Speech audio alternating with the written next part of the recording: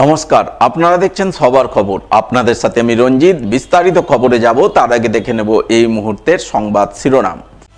মালদা জেলা পরিষদে সর্বসম্মতিক্রমে 233 কোটি টাকার বাজেট পাস। বাজেটে শিক্ষা, স্বাস্থ্য, রাস্তাঘাট, পানীয় জল, নিকাশি ব্যবস্থায় জোর। হৃদরোগে বিএলওর মৃত্যুতে এসআইআরের চাপে মৃত্যুর অভিযোগ। ঘটনাকে ঘিরে শোরগোল কালিয়াচকের সুজাপুরে। 1,88,00,000 টাকার রাস্তা তৈরিতে নিম্নমানের কাজের অভিযোগ। কাজ বন্ধ করে সড়ক গাজলের আকালপুরের বাসিন্দারা। ঠাকুর শ্রী শ্রী রামকৃষ্ণ পরমহংসদেবের 191তম জন্মতিথি পালন। জন্মতিথি পালনকে ঘিরে ভক্ত সমাগমে মুখরিত মালদা রামকৃষ্ণ মিশন। আসছি বিস্তারিত খবরে। বৃহস্পতিবার সর্বসম্মতিক্রমে পাস হয়ে গেল মালদা জেলা পরিষদের 2026-27 অর্থবর্ষের বাজেট। গত বছরের চেয়ে বাজেটে বরাদ্দ বৃদ্ধি হলো 10%। সেই অনুযায়ী এদিন 233 কোটি টাকার বাজেট পেশ করা হয় বলে খবর। বাজেট পেশের মিটিংয়ে হাজির ছিলেন মালদা জেলা পরিষদের অতিরিক্ত জেলা শাসক শেখ আনসার আহমেদ, জেলা পরিষদের সভাধিপতি লিপিকা বর্মন ঘোষ, সহকারী সভাধিপতি রফিকুল হোসেন সহ শাসক এবং বিরোধী দলের জেলা পরিষদ সদস্যরা। তাদের সকলের উপস্থিতিতে এদিন সর্বসম্মতিক্রমে 2026-27 অর্থবর্ষে মোট 233 কোটি টাকার বাজেট পাস করা হয়। জানা গেছে গত বছর 212 কোটি টাকার বাজেট পাস করা হয়েছিল। এবছর সেই বাজেটে 10% বরাদ্দ বৃদ্ধি করা হয়েছে। এবছরের বাজেটে শিক্ষা, স্বাস্থ্য, পানীয় জল, রাস্তাঘাট, নিকাশি নালার উন্নয়নের উপর বিশেষ জোর দেওয়া হয়েছে। এমনটাই জানিয়েছেন মালদা জেলা পরিষদের সভাধিপতি, সহকারী সভাধিপতি সহ জেলা পরিষদের অতিরিক্ত জেলা শাসক। আজকে 2026-27 যে অর্থবর্ষ রয়েছে তার বাজেট মিটিং ছিল। আজকে 233 কোটি 5 লক্ষ সামথিং আমাদের বাজেটের ধরা হয়েছে এবং বিভিন্ন খতিয়ান থেকে, যেমন পূর্ত থেকে শুরু করে স্বাস্থ্য, পানীয় জল থেকে শুরু করে শিক্ষা, সবটা নিয়েই আমাদের এই বাজেটে ধরা হয়েছে। বিশেষ করে জোর দেওয়া হয়েছে যেহেতু গ্রাম অঞ্চলে রাস্তা, ড্রেনেজ সিস্টেম এবং পানীয় জল থেকে শুরু করে কবরস্থান, বিউটিফিকেশন, বিভিন্ন ধরনের যে সকল স্কিমগুলো রয়েছে সেগুলোর উপরে বিশেষ করে গুরুত্ব দেওয়া হয়েছে। এবং আগামী বিগত 2 বছর আমাদের বোর্ড 2023-এ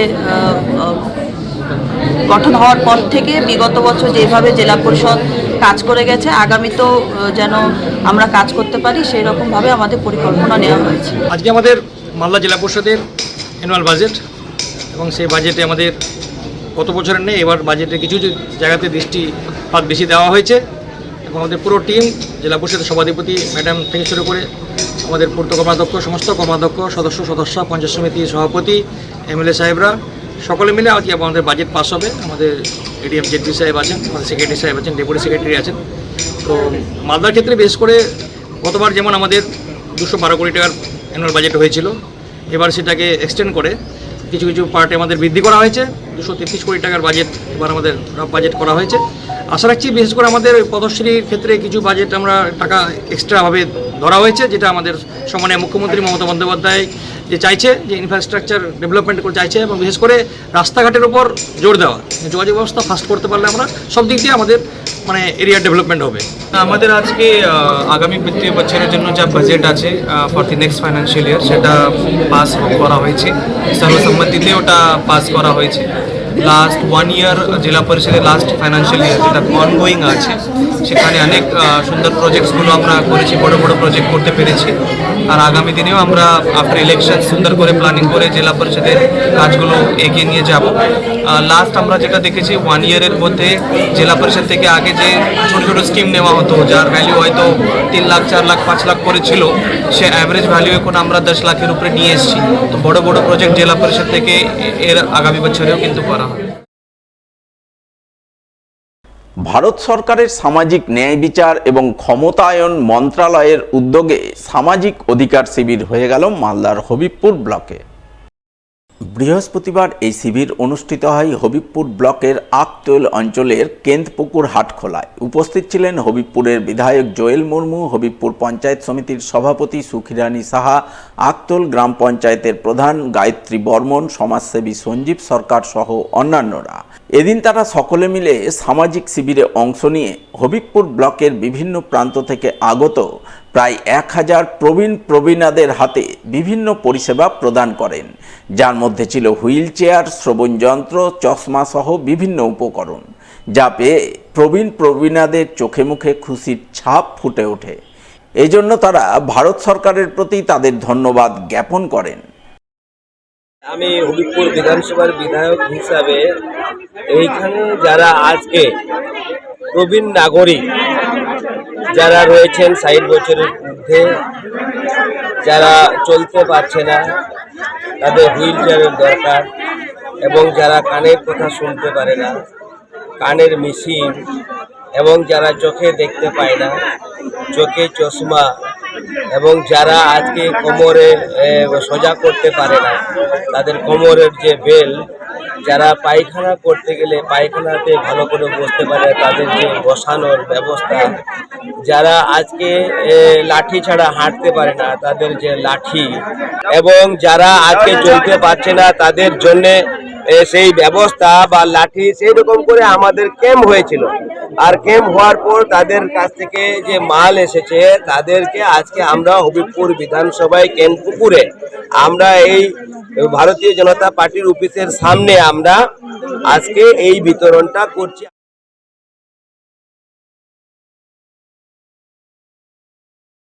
এখন সময় একটি ছোট্ট বিরতির, সঙ্গে থাকুন। অঞ্জলি জুয়েলার্সে প্রজাতন্ত্র সেল। এখানে পাবেন সোনার গয়নার মজুরিতে প্রতি গ্রামে 25% পর্যন্ত ছাড়, হীরের গয়নার মজুরিতে 50% পর্যন্ত ছাড়, রূপো, গ্রহরত্ন, কস্টিউম গয়নাতেও আকর্ষণীয় ছাড়, পুরনো গয়নার বদলে পান হলমার্কযুক্ত নতুন গয়না। অফার 26শে জানুয়ারি পর্যন্ত, শর্তাবলী প্রযোজ্য। আজই আসুন অঞ্জলি জুয়েলার্স, সবার জন্য। ফিরে এলাম বিরতির পর। এবার হৃদরোগে আক্রান্ত হয়ে মৃত্যু হলো মালদার কালিয়াচকের এক বিএলওর। পেশায় হাই স্কুলের শিক্ষক বিএলওর মৃত্যুতে এসআইআরের কাজের চাপে মৃত্যুর অভিযোগ তুললেন পরিবারবর্গ। বৃহস্পতিবার এমনই অভিযোগকে ঘিরে রীতিমতো শোরগোল তৈরি হলো কালিয়াচকের সুজাপুর এলাকায়। জানা গেছে মৃত বিএলওর নাম আনিকুল আলম, বয়স 54 বছর, বাড়ি কালিয়াচকের সুজাপুর এলাকায়। তিনি পেশায় ছিলেন স্কুল শিক্ষক। কালিয়াচক হাই স্কুলের ভূগোল বিষয়ের শিক্ষক আনিকুল আলম এসআইআরে বিএলওর কাজের দায়িত্ব পেয়েছিলেন। তিনি সুজাপুরের 144 নম্বর বুথের বিএলও ছিলেন। তিনি সহ তার পরিবারের সদস্যরা হিয়ারিংয়ে ডাক পেয়ে হিয়ারিংয়ে অংশগ্রহণ করেছিলেন, কিন্তু হিয়ারিংয়ের পরেও তিনি সহ গ্রামের 44 জন ভোটারের নাম এসেছিল অবজারভেশন তালিকায়, যা নিয়ে তিনি মানসিক চাপে ছিলেন। এছাড়াও স্ত্রীর অসুস্থতা এবং বিএলওর কাজ নিয়েও তিনি বেশ চাপে ছিলেন বলে খবর। এর মধ্যেই বুধবার সকালে তিনি হঠাৎ করে অসুস্থতা বোধ করেন।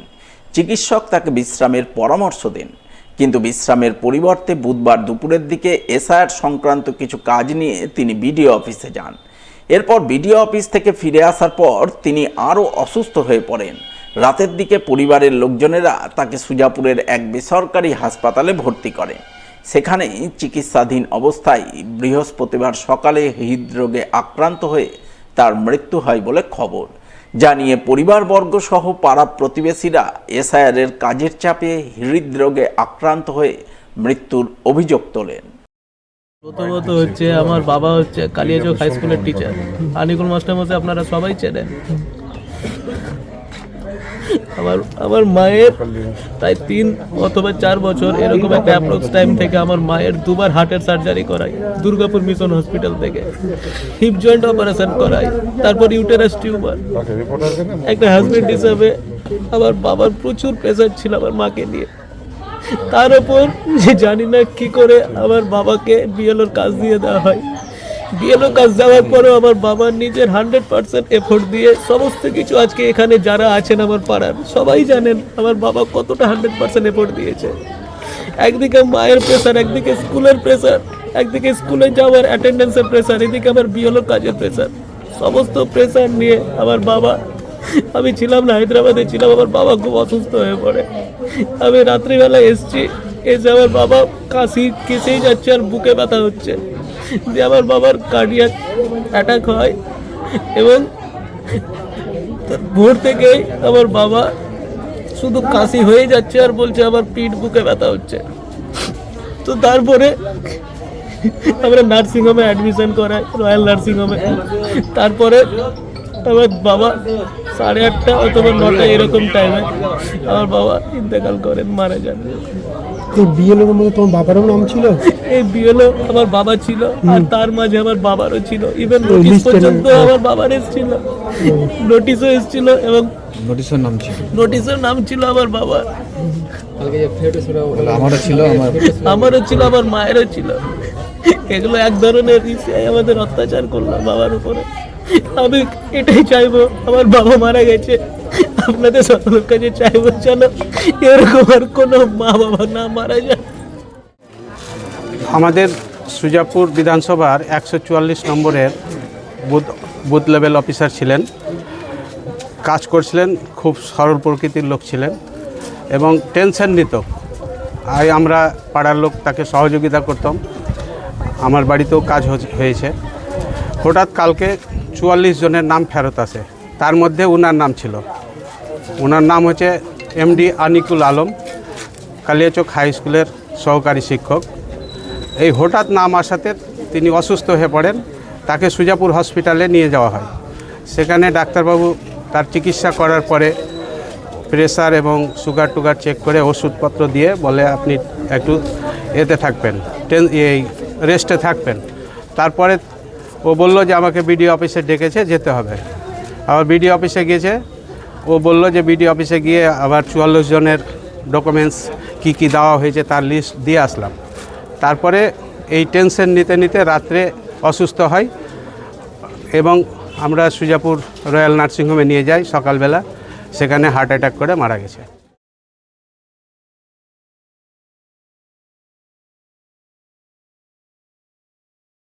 মালদার চাঁচলে বন দপ্তরের রেঞ্জ অফিসারকে মারধরের ঘটনায় ধৃত মিল মালিক মনিরুল ইসলামকে বৃহস্পতিবার পেশ করা হলো চাঁচল মহকুমা আদালতে। সেই সঙ্গে বাজেয়াপ্ত করা হলো ধৃতের মিলের কাঠ ও বিভিন্ন যন্ত্রপাতি। উল্লেখ্য, বুধবার চাঁচলে এক চাঞ্চল্যকর ঘটনা ঘটে। নিজের দপ্তরের মধ্যেই আক্রান্ত হন খোদ বন দপ্তরের রেঞ্জ অফিসার। তিনি গাছ চুরির বিরুদ্ধে কড়া পদক্ষেপ গ্রহণ করায় মনিরুল ইসলাম নামে এক মিল মালিক এবং তার ছেলে মিলে তার উপর হামলা চালায় বলে খবর। চাঁচল বন দপ্তরের রেঞ্জ অফিসার দুলাল সরকারের দপ্তরে ঢুকে তাকে বেধড়ক মারধর করে মাথা ফাটিয়ে রক্তাক্ত করার অভিযোগ ওঠে। এই ঘটনা তদন্তে নেমে বুধবারই পলাতক মিল মালিক মনিরুল ইসলামকে গ্রেপ্তার করে চাঁচল থানার পুলিশ। এরপর বৃহস্পতিবার তার বিরুদ্ধে একাধিক ধারায় মামলা রুজু করে পেশ করে চাঁচল মহকুমা আদালতে।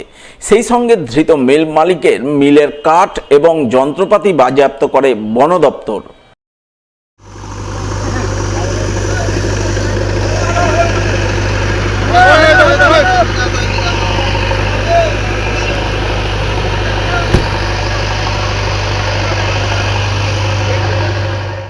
এখন সময় আরও একটি বিরতির, সঙ্গে থাকুন।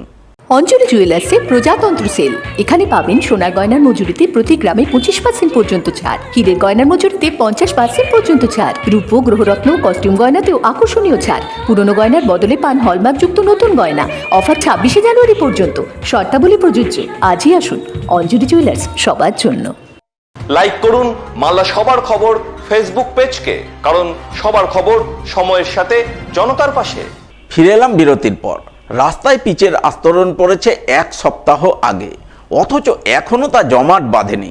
এর মধ্যেই পিচের আস্তরণের মাঝে মাঝে গজাতে শুরু করেছে ঘাস, যা নিয়ে নিম্নমানের রাস্তার কাজের অভিযোগ তুলে কাজ বন্ধ করে সোচ্চার হলেন স্থানীয় বাসিন্দারা। ঘটনা মালদার গাজল ব্লকের বৈরগাছি 2 নম্বর অঞ্চলের আকালপুর এলাকার। জানা গেছে বৈরগাছি 2 নম্বর অঞ্চলের আকালপুর মোড় থেকে চাতরঘাট পর্যন্ত প্রায় 4 কিলোমিটার রাস্তা দীর্ঘদিন ধরে বেহাল অবস্থায় পড়েছিল।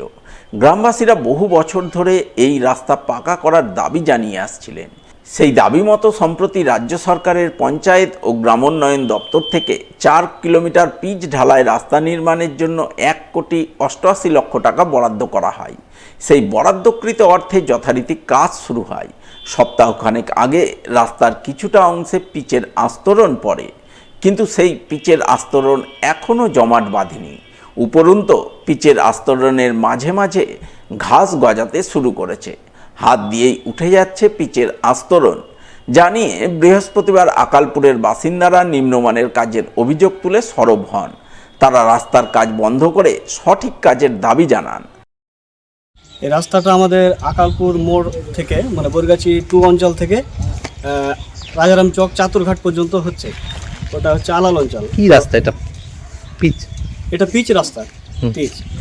তো আমরা দীর্ঘ স্বাধীনতার 78 বছর পর আমরা এই রাস্তাটা পেলাম। তো রাস্তা যখন দেখি কাজ চলছে, তো গ্রামবাসী সবাই আসলো, এসে দেখছি যে রাস্তার মানে পিচটা খুব নিম্নমানের, মানে হাফ ইঞ্চি থেকেও কম। কোনো কোনো জায়গাতে ধরেন যে গোবরের ওপরে করে দিয়েছে, তারপরে মাটির ওপরে করে দিয়েছে। এই যে প্রায় 2.25 কোটি টাকার প্রকল্প, 1,88 লক্ষ টাকার প্রকল্প, ওই অনুযায়ী কিন্তু কাজ হচ্ছে না, একেবারে নিম্ন মানের কাজ হচ্ছে। 4 কিলোমিটার রাস্তা। তো আমরা চাই যে রাস্তা সুষ্ঠুভাবে মানে জনগণের ট্যাক্সের টাকায় সুষ্ঠুভাবে যেন হয় রাস্তাটা। এই বিষয়ে গাজল পঞ্চায়েত সমিতির সভাপতি মোজাম্মেল হোসেনকে ধরা হলে তিনি বলেন, বিজেপির কিছু লোক এই অভিযোগ তুলছে, রাস্তার কাজ ঠিকঠাকই হচ্ছে, তবু যে অভিযোগ উঠেছে তা ব্লক প্রশাসনের পক্ষ থেকে খতিয়ে দেখা হবে। আমি ধন্যবাদ জানাবো সংবাদ মাধ্যমের যে বন্ধুদের কাছে, যে এই খবরটা ওনাদের কাছ থেকে পেলাম। আকালপুর থেকে যে রাস্তাটা, ওটা আমার ঠিক জানা ছিল না, যাই হোক কাজটা শুরু হয়েছে। তো এটুকু বলবো যে কাজটা যদি নিম্নমান হয়ে যায় সেটা আমাদের দেখবো, আমাদের পঞ্চায়েত সমিতির পক্ষ থেকে এবং ব্লক প্রশাসন নিশ্চয়ই সেটা দেখা উচিত। তো যারা যেভাবে করছে, এটা বিজেপির কিছু লোক, এটা ওনারা বাজারে এটা হাইলাইট হওয়ার জন্য জিনিসটা করছে। যেভাবে বলছে ততটা পরিমাণ রাস্তা খারাপ করা হয়নি। তবুও আমরা বলছি, দায়িত্ব সহকারে বলছি, আগামী দিনে আমাদের পঞ্চায়েত সমিতি থেকে শুরু করে জেলা প্রশাসন থেকে শুরু করে জেলা পরিষদ প্রত্যেকে আমরা নিজেরা গিয়ে দেখবো যে রাস্তার পজিশনটা কী আছে। যেটা আপনাকে কিছু জায়গায় দেখেছি, আমি নিজে দেখলাম। যাই হোক, এটা কোনো সমস্যা আমাদের কাছে নয়, আমরা আগামী দিনে এই সমস্যার সমাধান করবো নিশ্চয়ই, যাতে কাজটা ভালো হয়। তবে যেভাবে বিরোধীরা বলছে সেটা এইভাবে কিন্তু কষ্ট নয়, ওনার বিরোধিতা করাই কাজ। মালদার হরিশ্চন্দ্রপুর 1 নম্বর ব্লকের কুশিদা অঞ্চলের বহর গ্রামে পাকা রাস্তা নির্মাণের দাবি অবশেষে পূরণ হলো বৃহস্পতিবার। 4র্থ পর্যায়ের পথশ্রী প্রকল্পের অধীনে হয়ে গেল রাস্তার কাজের শিলান্যাস। ফিতে কেটে নারকেল ফাটিয়ে রাস্তার কাজের শিলান্যাস করলেন মালদা জেলা পরিষদের কৃষি, সেচ ও সমবায় কর্মাধ্যক্ষ রবিউল ইসলাম। তিনি জানান, কুশিদা অঞ্চলের কাপাইচণ্ডী স্ট্যান্ড থেকে বহর গ্রাম পর্যন্ত প্রায় 750 মিটার রাস্তা দীর্ঘদিন ধরে বেহাল অবস্থায় ছিল। তাই গ্রামবাসীরা তার কাছে এই রাস্তা পাকা করার দাবি জানিয়ে আসছিলেন। সেই দাবিকে মান্যতা দিয়ে আজ পথশ্রী প্রকল্পে প্রায় 45 লক্ষ টাকা বরাদ্দে কংক্রিট ঢালাই রাস্তার কাজের শিলান্যাস করলেন। ফলে যার পরনাই খুশি এলাকার সাধারণ মানুষ। এটা আমাদের যে স্কিমটা ছিল কাপাইচণ্ডী স্ট্যান্ড থেকে মতিন হাউস, হ্যাঁ, তো সেই স্কিমেরই আজকে আমরা শুভ শিলান্যাস করছি। মালদা জেলা পরিষদের আপনার যে পথশ্রী 4th যে স্কিম, সেই স্কিমটা মালদা জেলা পরিষদ থেকে টেন্ডার প্রসেসিং হয়েছে। 45,30,000 সামথিং 500 কত টাকা আছে, সেই টাকা বরাদ্দ পেয়ে আজকে এখানকার মানুষের, বিশেষ করে কাপাইচণ্ডী থেকে এবং মোহর হোসেনপুর গ্রামের দীর্ঘদিনের দাবি, পাশাপাশি আমরা বিগত দিনেও একটা 3 কোটি সামথিং রাস্তা 5 কিলোমিটার শিলান্যাস করেছি। এটা জেলা পরিষদের এই জায়গার মধ্যেই করেছি 30 লক্ষ টাকার, আর আজকে 45 লক্ষ সামথিং কিছু টাকা দিয়ে এই রাস্তার আমরা শুভ শিলান্যাস করলাম। এই এলাকার মানুষের স্বার্থে চিন্তাভাবনা করে আমি যখন জেলা পরিষদে জিতে আসি, পরবর্তীতে আমি নিজের গাড়ি পর্যন্ত আমি কিন্তু ঢুকাতে পারিনি, মোটরসাইকেল নিয়ে যাওয়া মানুষের খুব একটা দুষ্কর ব্যাপার ছিল। কাজে চিন্তাভাবনা করে আজকে টোটালি আপনার ভগবানপুর রাজল পীরের মাজার থেকে নিয়ে শুরু করে কাপাইচণ্ডী থেকে নিয়ে এই বহর মতির হাউস সব মিলিয়ে মোটামুটি আজকে এইখানে 4 কোটি টাকার মতো টোটাল কাজ হচ্ছে।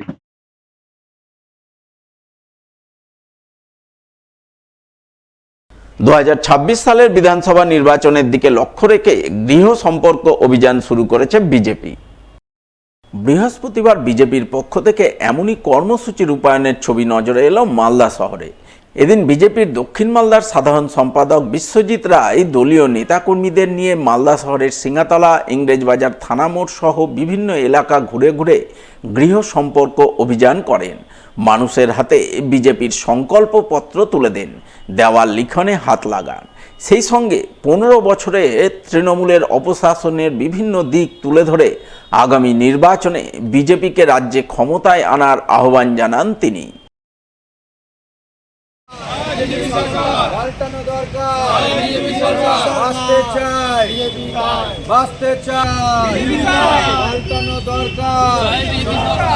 জয় বিজেপি সরকার, পাল্টানো দরকার, জয় বিজেপি সরকার, পাল্টানো দরকার, জয় বিজেপি সরকার। আপনারা জানেন যে সামনে 2026 নির্বাচন। আমরা ভারতীয় জনতা পার্টি সাধারণ মানুষের বাড়ি, প্রত্যেকটা বাড়ি বাড়ি গৃহ সম্পর্কে যাচ্ছি এবং আমাদের দেখুন এটা আমাদের সংকল্পপত্র। 2026-এ ভারতীয় জনতা পার্টি সরকারে আসলে আমরা কি করব সাধারণ মানুষের জন্য। তৃণমূল কংগ্রেস যে অপশাসন করেছে, যে খুন করেছে, যে ধর্ষণ করেছে, প্রত্যেকটা জায়গায় সন্ত্রাস করেছে এবং বিরক্ত করে দিয়েছে পশ্চিমবঙ্গের মানুষকে। এবং আমরা সাধারণ মানুষের কাছে আপিল করছি যে যদি পশ্চিমবঙ্গকে বাংলাদেশ না হতে দিতে চাই এবং বাংলাদেশের যে পরিস্থিতি আপনারা দেখেছেন, হিন্দুদের উপর যে কী অত্যাচার, সেখানে পশ্চিমবঙ্গেও কিন্তু আজকে আমাদের ব্যতিক্রম নয়। আজকে পশ্চিমবঙ্গে বিভিন্ন জায়গায় যেভাবে হিন্দুদের উপর অত্যাচার হচ্ছে, সেটা একমাত্র তৃণমূল কংগ্রেসের তুগলকি সরকারের জন্য। তাই সাধারণ মানুষকে আপিল রাখছি যে বাংলাদেশ হতে আমরা দেব না পশ্চিমবঙ্গকে। তাই সাধারণ মানুষের আশীর্বাদ চাইছি যে 2026-এ যদি পশ্চিমবঙ্গে ভারতীয় জনতা পার্টি সরকার আসে, আজকে সনাতনী সহ সর্বধর্ম সর্ববর্ণের মানুষ এখানে কিন্তু সার্বিকভাবে গণতন্ত্রে বাস করতে পারবে এবং সার্বিকভাবে গণতন্ত্রের পুনঃপ্রতিষ্ঠা হবে 2026-এ। এখন সময় আরও একটি বিরতির, সঙ্গে থাকুন। অঞ্জলি জুয়েলার্সে প্রজাতন্ত্র সেল। এখানে পাবেন সোনার গয়নার মজুরিতে প্রতি গ্রামে 25% পর্যন্ত ছাড়, হীরের গয়নার মজুরিতে 50% পর্যন্ত ছাড়, রূপো গ্রহরত্ন কস্টিউম গয়নাতেও আকর্ষণীয় ছাড়। পুরনো গয়নার বদলে পান হলমার্কযুক্ত নতুন গয়না। অফার 26শে জানুয়ারি পর্যন্ত, শর্তাবলী প্রযোজ্য। আজই আসুন অঞ্জলি জুয়েলার্স, সবার জন্য। মালদা শহরে আনলিমিটেড ব্রডব্যান্ড ও 300-র অধিক চ্যানেল সহ সমস্ত পে চ্যানেলের সুবর্ণ সুযোগ, সঙ্গে 5G ডুয়েল ব্যান্ড রাউটার ও HD set top box free for use, free installation ও কানেকশন চার্জ। তাহলে আর দেরি কেন? মালদা শহরে বসে পয়সা উসুল এন্টারটেনমেন্টের জন্য আজই যুক্ত হন হ্যাথওয়ের সাথে। কানেকশনের জন্য যোগাযোগ করুন লোকাল কেবল অপারেটরদের সাথে অথবা 7718352788 এবং 7001612078 এই নম্বরে। লাইক করুন মালদা সবার খবর ফেসবুক পেজকে, কারণ সবার খবর সময়ের সাথে জনতার পাশে। ফিরে এলাম বিরতির পর। আধুনিক ব্যাংকিং পরিষেবা প্রদানে আরও এক ধাপ এগোলো মালদা জেলা কেন্দ্রীয় সমবায় ব্যাংক। চালু করল ইউপিআই পেমেন্ট ব্যবস্থা।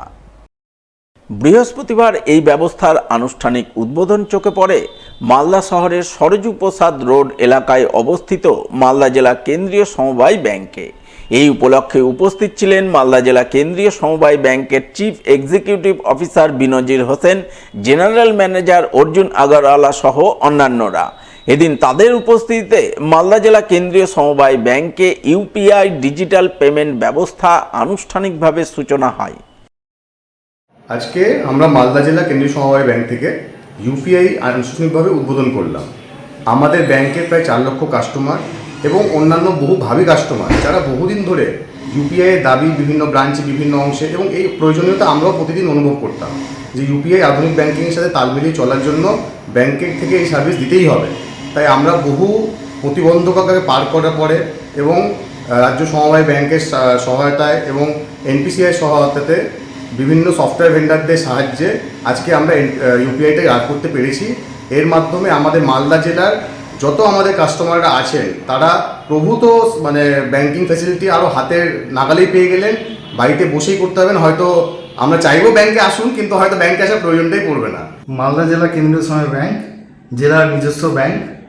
এই জেলায় আমাদের ব্যাংকের প্রায় 4 লক্ষ কাস্টমার আছে। ফলে তাদের ডিজিটাল পেমেন্টের যে দরকার ছিল জেলার কাস্টমারদের জন্য, সে ব্যাংক সেই ডিজিটাল পেমেন্টের ব্যবস্থা ইউপিআইয়ের মাধ্যমে করেছে এবং সেটার আজকে অফিসিয়ালি শুরু হচ্ছে কাস্টমারদের জন্য। ফলে আমাদের বিশ্বাস যে এই ইউপিআই পরিষেবার মাধ্যমে আমাদের যারা কাস্টমার আছেন এবং ভবিষ্যতে যারা কাস্টমার হবেন তারা তাদের ডিজিটাল ব্যবস্থাপনার মাধ্যমে ট্রানজ্যাকশান করে তারা বিভিন্ন সুযোগ সুবিধা নিতে পারবেন। ঠাকুর শ্রী শ্রী রামকৃষ্ণ পরমহংসদেবের পূর্ণ জন্মতিথি বৃহস্পতিবার ধর্মীয় আচার নিষ্ঠা সহকারে পালিত হল মালদার রামকৃষ্ণ মিশনে। এই উপলক্ষে এদিন সকাল থেকেই মিশন প্রাঙ্গণে ঠাকুর রামকৃষ্ণদেবের মূর্তিকে ঘিরে বিশেষ পুজোপাঠ, মঙ্গলারতি ও হোমযজ্ঞের আয়োজন করা হয়, যাকে কেন্দ্র করে মিশন প্রাঙ্গণে অসংখ্য ভক্ত সমাগম ঘটে। পুজো পাঠ শেষে আগত ভক্তদের মধ্যে মহাপ্রসাদ বিতরণ করা হয়, যাকে কেন্দ্র করে আনন্দ মুখরিত হয়ে ওঠে মালদা রামকৃষ্ণ মিশন মঠ প্রাঙ্গণ।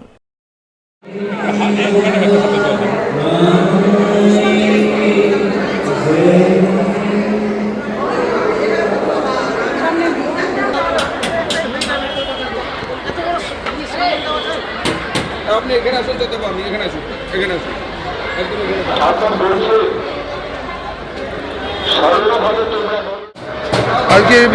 আজকে সকাল থেকে হয়েছে মঙ্গল আরতি, সমবেত প্রার্থনা সকালে 5:30টার সময়, ঈশা কীর্তন, এখন বিশেষ পূজা ও হোম হয়েছে। আর শ্রীরামকৃষ্ণ জীবনী ও বাণী আলোচনা হবে সন্ধ্যার পর। আর সঙ্গীত আলোচনা, সঙ্গীত ভজন পরিবেশন করেছেন শ্রী নির্মল রায় কলকাতা এবং তার সহযোগী বৃন্দ। এখন কি হচ্ছে? এখন মহাপ্রসাদ বিতরণ চলছে। কত লোক? আমরা তো ভাবছি 5,500 থেকে 6,000 মতো। এই তিথি উপলক্ষে আজ সন্ধ্যায় কি অনুষ্ঠান হতে চলেছে? এই সন্ধ্যা আরতি, তারপরে শ্রীরামকৃষ্ণ জীবনী ও বাণী আলোচনা করবেন আমাদের সেক্রেটারি মহারাজ স্বামী তেজরূপানন্দ।